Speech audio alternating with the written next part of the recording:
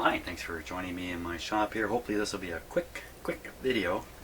So I picked this up at a yard sale yesterday, in fact.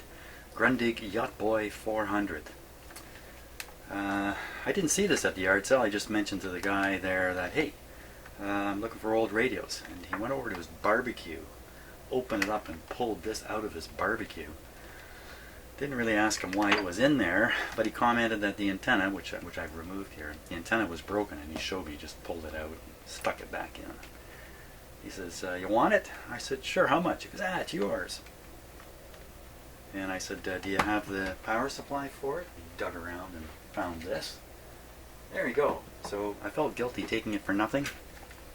So I paid him $2, knowing that this is going to be an easy repair. Or so I believe at this point. Now I'm not going to try to put the antenna back in.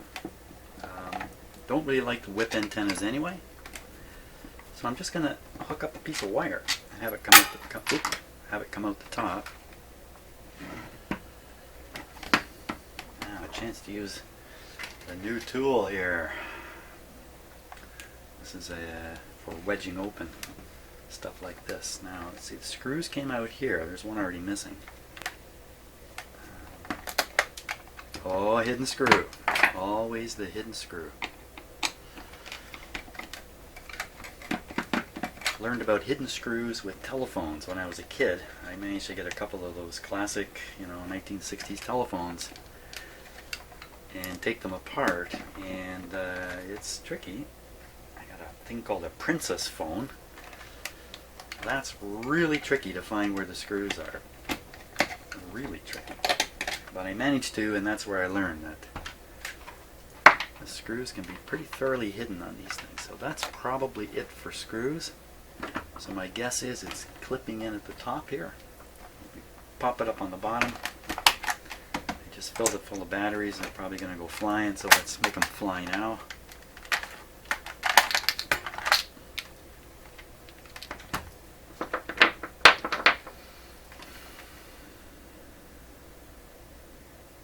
Looks like it's got an internal battery of some sort. Something's making it hold on. Okay. Sometimes there can be screws down in here, but not in this case. So I think we're ready to pop the case open. Looking at how these are done. Looks like they're on their own panel. Same thing here on its own panel of plastic. So I think this is going to pop off. It's not going to come willingly. Took your screws out, buddy. How come you can't pop? There might be instructions on this. There it goes. Then again, who needs instructions? There it goes, popping off at the top.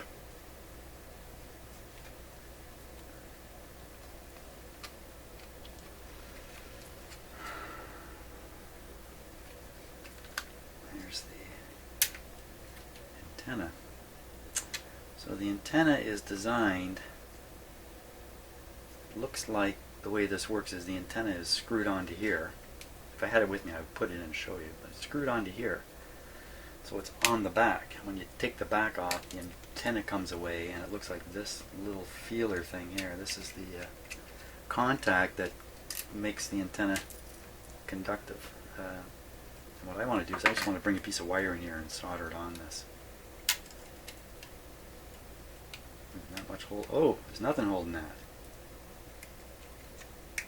Yikes, that's broken too. Probably from, well, maybe when the antenna first came out, it pulled it. I don't know. Wow. Another option is just to solder the wire right in here, which is actually a much better option. So feed it through the hole here. It'll be trapped in the hole, but that's okay.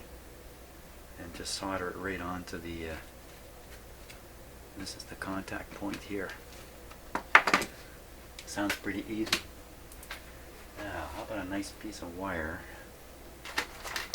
Mind a piece of wire with a clip on the end of it.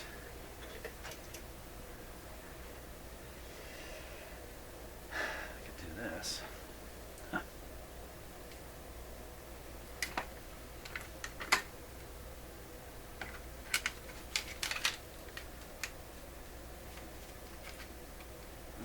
actually snaps in.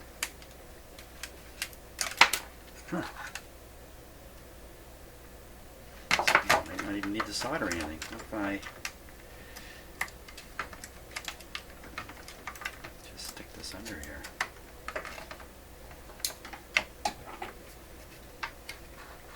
Could that possibly do it? I think that would be a little... It's going to be shaky for sure. Nah, we don't want problems in the antenna. The whole idea is to make this solid and reliable. How about another piece of wire with a clip on it? How about I go ahead and use this? That's what I'm going to do. Because I want to get outside. I don't want to spend too much time in here. Lots of insulation, very little wire inside.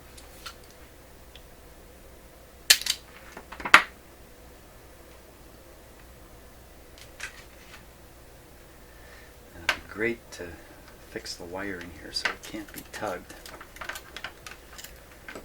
So I'm just going to do a knot thing, which is kind of crummy. That's going to be too crummy. I'm the guy doing this, so I know what is going on inside the radio, so I know enough not to yank on this piece of wire. Oh boy, it's coming right off. I wonder if I can melt that back on with a soldering iron. Once you put it in the radio, it's pressed on. Oh, wait a minute, I'm not going to do that. I'm not going to do that. Let's take this right off. It's coming off anyway. I'm doing this. Doing this.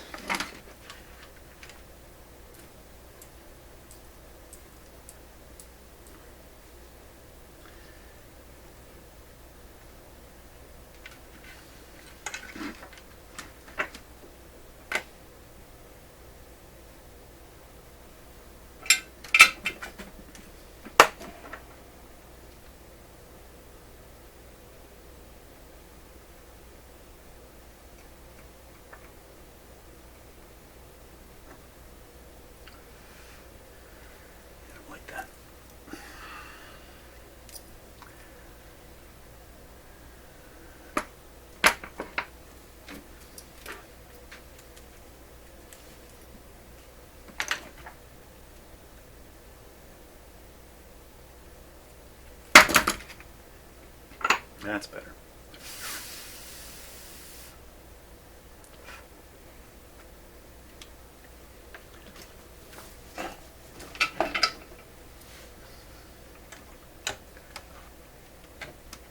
Sure, that's just fine.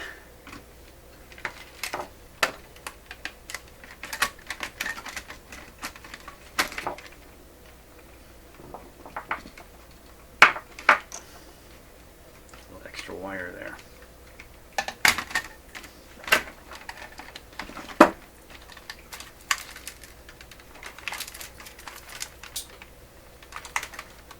something came flying out of it there. I don't know what.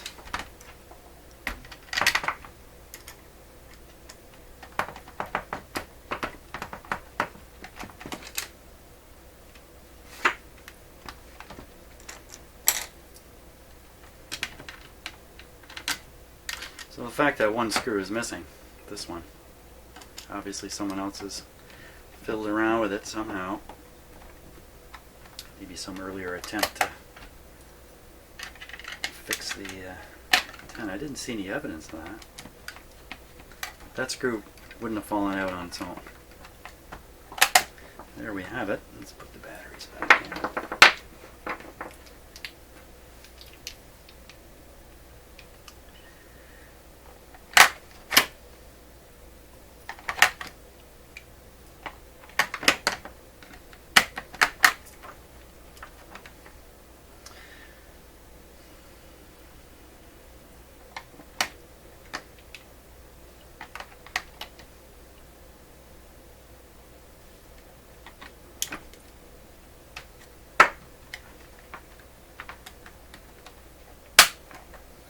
Okay, let's give it a go. So we're listening on shortwave. Let me, you know what, I can clip this onto my outdoor antenna here.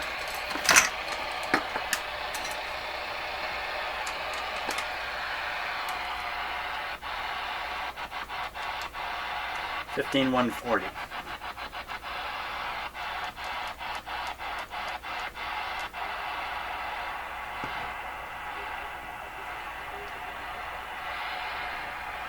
It's not very good. Whoops. The volume control is really easy to bump on this radio. Every time you pick it up, you tend to hit the volume control.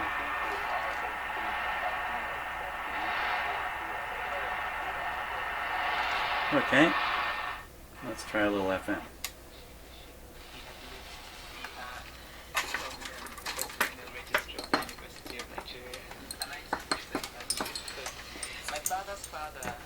My father describes him as fiercely moral.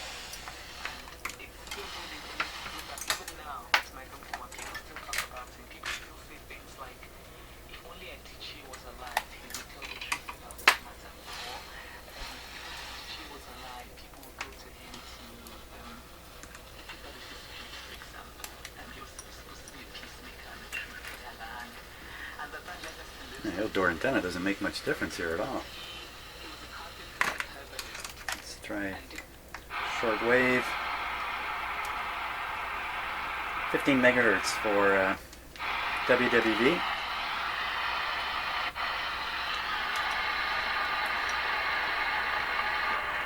There we are.